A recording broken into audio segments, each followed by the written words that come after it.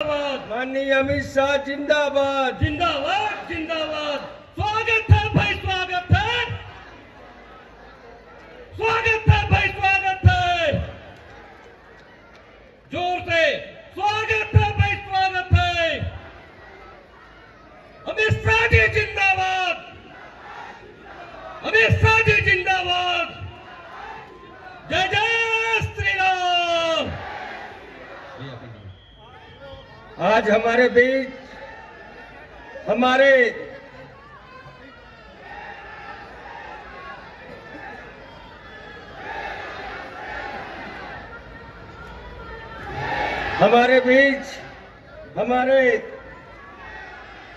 देश के यशस्वी गृह मंत्री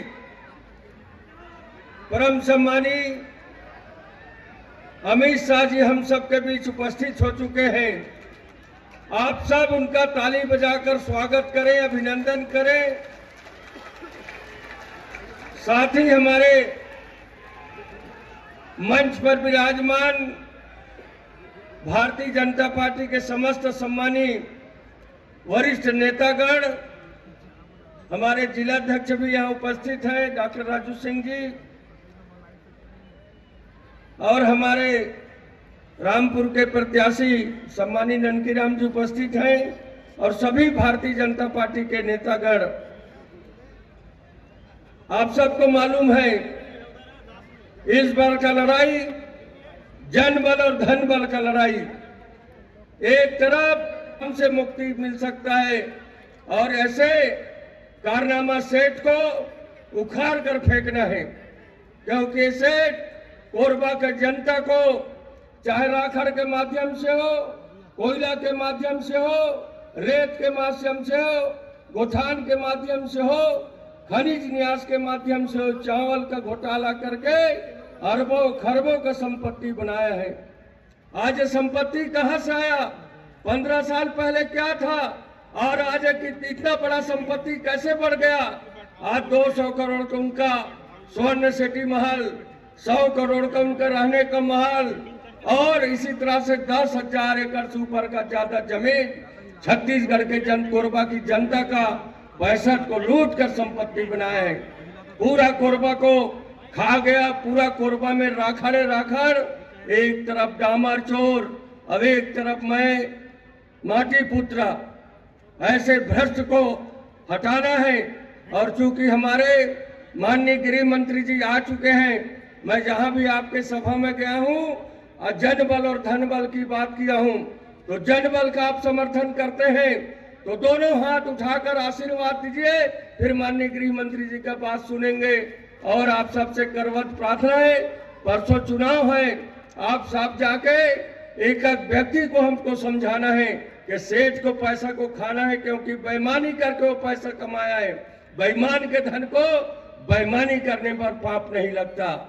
अगर कोई ईमानदार व्यक्ति का हम 1 रुपया खाएंगे तो हमको पाप लगेगा, बाकी वो बेईमानी का धन जुटा है, आपसे लूटा है, तो ऐसे बेईमान को हटाना है और कोरबा को बचाना है। तो इसलिए भारतीय जनता पार्टी के कमल फूल खिलाइए, माननीय नरेंद्र मोदी जी का हाथ को मजबूत कीजिए, माननीय अमित शाह जी के हाथ को मजबूत कीजिए। और आप सब इतने संख्या में उपस्थित हुए, और आप सबको मैं हार्दिक अभिनंदन करते हुए, माननीय हमारे गृह मंत्री जी का हार्दिक अभिनंदन करते हुए अपने वाणी को विराम देता हूं। जय हिंद, जय भारत, जय छत्तीसगढ़। कमल फूल जिंदाबाद, कमल फूल जिंदाबाद। धन्यवाद लखन भैया। अब मैं आप सब इतने समय से जिनका इंतजार कर रहे हैं, ऐसे हमारे देश के गृह मंत्री और राजनीति के जिनको हम सभी चाणक्य के नाम से जानते हैं, ऐसे हमारे आदरणीय श्री अमित शाह जी को मैं संबोधन के लिए आप सबके सामने आमंत्रित करता हूं। एक बार जोर से ताली बजाकर उनका अभिनंदन करेंगे। बोलिए जय जय श्री राम। अमित शाह जी जिंदाबाद, अमित शाह जी जिंदाबाद। धन्यवाद। सबसे पहले कोने में खड़े हैं उनको आगे आने दो, पुलिस वाले सारे। अरे भाई नजदीक आ जाओ, इतने दूर से मैं कोरबा वालों को मिलने आया हूं। आइए आगे सभी लोग आगे आइए जरा। सारे लोग, मातारी भी आगे आए, माताएं बहनें भी आगे आए, आगे आ जाओ सभी लोग, मेरे साथ बोलिए भारत माता की। क्यों भाई, कोरबा वालों की आवाज को क्या हो गया है? ऐसी आवाज नहीं चलेगी। मोदी जी को प्रधानमंत्री बनाना है या नहीं बनाना है? यहां भाजपा सरकार लानी है या नहीं लानी है? भूमिपुत्र को विधायक बनाना है या नहीं बनाना है? तो मेरे साथ दोनों हाथ उठाइए, विजय के संकल्प का मुट्ठी बीजिए और प्रचंड आवाज से बोलिए भारत माता की, भारत माता की। मंच पर उपस्थित भारतीय जनता पार्टी के जिला अध्यक्ष श्री राजीव जी, हमारे वरिष्ठ नेता ननकीराम कंवर जी, श्री विकास महतो जी, और आज जिनको मैं जिताने की अपील करने के लिए आया हूं, कोरबा के भूमिपुत्र श्री लखनलाल देवांगन जी। लखनलाल जी आओ, यहां खड़े रहो। अरे जोर से ताली बजाओ लखनलाल के लिए। और आज की सभा में इतनी बड़ी संख्या में जहां तक नजर पहुंचे मुंड ही मुंड दिखाई पड़ते हैं, इतनी बड़ी संख्या में उपस्थित माताओं, भाइयों, बहनों और मेरे जिगर के टुकड़े जैसे युवा मित्रों, आप सभी को नमस्कार। सबसे पहले ऊर्जा की राजधानी के रूप में प्रसिद्ध एक कोरबा की भूमि को मैं हृदय से प्रणाम कर मेरी बात की शुरुआत करना चाहता हूं। ब्रिटिश गवर्नर जनरल से कोरबा को बचाने के लिए जिन्होंने कानूनी लड़ाई लड़ी, ये रानी धनराज कुंवर जी को भी मैं प्रणाम कर मेरी बात की शुरुआत करना चाहता हूं। मित्रों, आज भगवान बिरसा मुंडा की जयंती है, 15 नवंबर है। मोदी जी ने 15 नवंबर को आदिवासी सम्मान दिन के रूप में मनाने की घोषणा की है। भगवान बिरसा मुंडा को भी प्रणाम कर मेरी बात की शुरुआत करना चाहता हूं। मित्रों, आज मैं यहां आया हूं तब पहले चरण का चुनाव समाप्त हो गया है। पहले चरण में क्या हुआ मैं बताना चाहता हूं। बताऊं क्या? बताओ बताओ। पहले चरण में तय हो गया है, भूपेश कक्का साफ हो गए हैं। कमल फूल की सरकार बनने जा रही है। और मैं आज कहता हूं कि हमारे देवांगन जी को यहां से विधायक बनाकर भेज दीजिए। इनका भविष्य बहुत उज्जवल है, उज्जवल है। माताओं, भाइयों, बहनों, श्री लखनलाल देवांगन और भूमाफिया, इनके बीच में आपको चुनाव करना है। लखनलाल जी ने अपना पूरा जीवन कोरबा के विकास के लिए और गरीबों के कल्याण के लिए। जब हम इस सेठ जी के खिलाफ लखनलाल को टिकट दे रहे थे, कुछ पत्रकार कहते थे ये कैसे चुनाव लड़ेंगे, सेठ जी का मुकाबला नहीं करेंगे। पत्रकारों को मालूम नहीं है, कोरबा वाले अपने सामान्य भाई का साथ देने वाले हैं, भूमाफिया का नहीं। मित्रों, यहां पर ढेर सारे घोटाले, पहले तो विधायक थे और ठेकेदार थे, फिर राजस्व मंत्री बने तो इनके घोटाले का क्षेत्र बड़ा हो गया। पहले सिर्फ कोरबा था, अब पूरा छत्तीसगढ़ हो गया। इन्होंने कोरबा में मेडिकल कॉलेज रोकने का प्रयास किया। ये तो भगवान भला करे मोदी जी का कि मेडिकल कॉलेज शुरू हो गया और कोरबा को अस्पताल भी मिला, मेडिकल कॉलेज भी मिला। मित्रों, मैं आज यहां आया हूं तब ये छत्तीसगढ़ है, भगवान राम का नैनीहाल है। मुझे बताओ, अयोध्या में राम मंदिर बनना चाहिए या नहीं बनना चाहिए? अरे जोर से बोलो, अयोध्या तक, रामलल्ला तक आवाज जानी चाहिए। बनना चाहिए या नहीं बनना चाहिए? एक कांग्रेस पार्टी 70 साल से राम मंदिर को अटका रही थी, भटका रही थी, लटका रही थी। 550 साल से, जब से मंदिर टूटा तब से रामलल्ला अपमानित व्यवस्था। कांग्रेस पार्टी ने हमेशा तुष्टीकरण की राजनीति की और राम मंदिर को रोका। आपने मोदी जी को फिर से प्रधानमंत्री बनाया। मोदी जी ने इसका भूमि पूजन भी किया और 22 जनवरी को इसका प्राण प्रतिष्ठा भी होने वाला।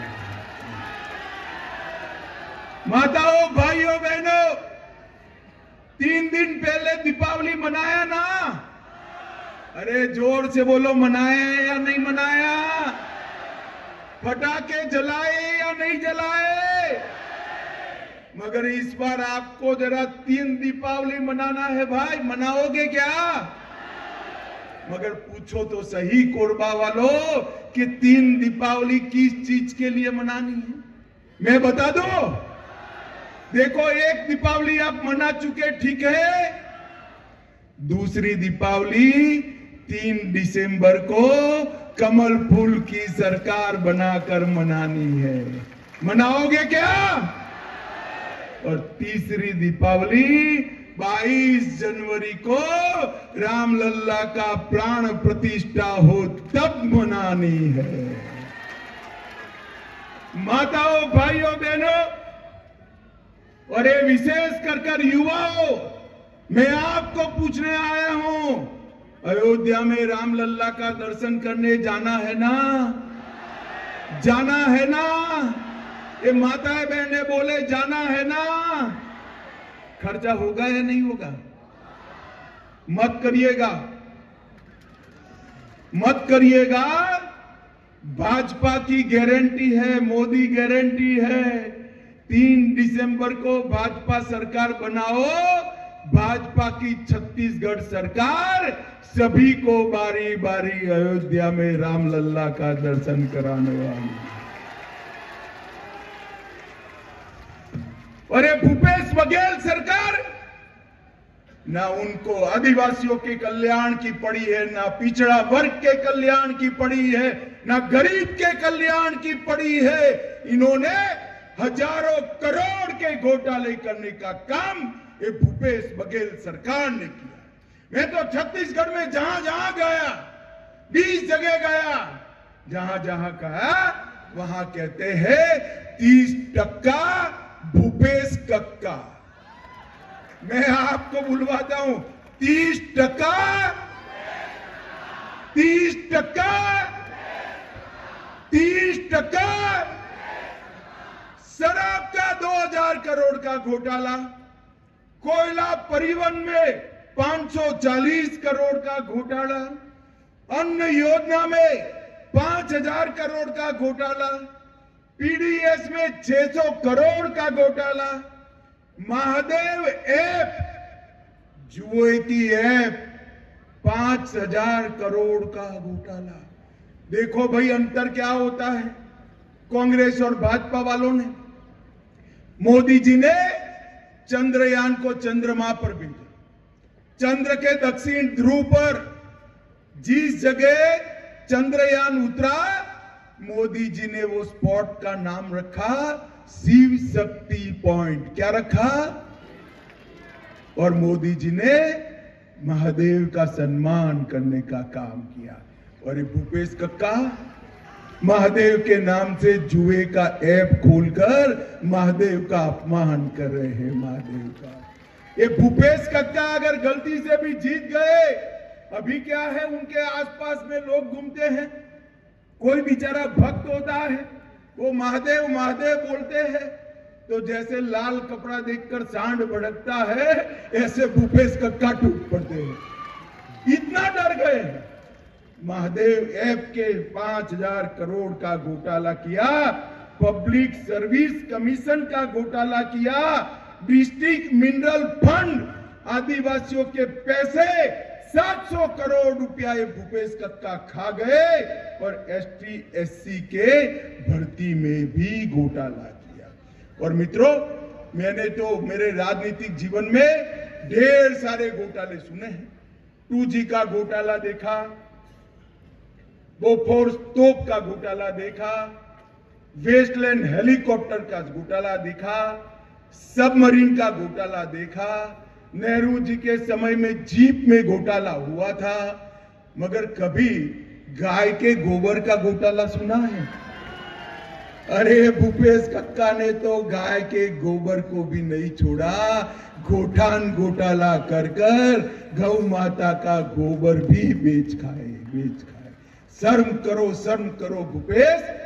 भारतीय जनता पार्टी ने रमन सिंह के नेतृत्व में इस पिछड़े हुए बीमारू राज्य को विकसित राज्य बनाया था। आपने उसको घोटाले का हब बनाकर छोड़ दिया।